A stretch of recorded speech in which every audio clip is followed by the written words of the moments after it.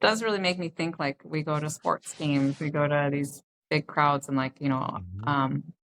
making sure you're aware of your surroundings, and I do think we all need to, work on that.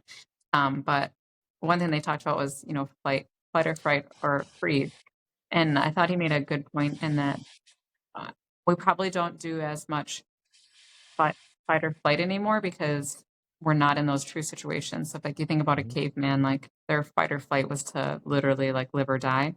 We don't really get put in those situations anymore, so, Right. like, our flight and fight is decreased, and so now the freeze has taken over a lot of people. Mhm.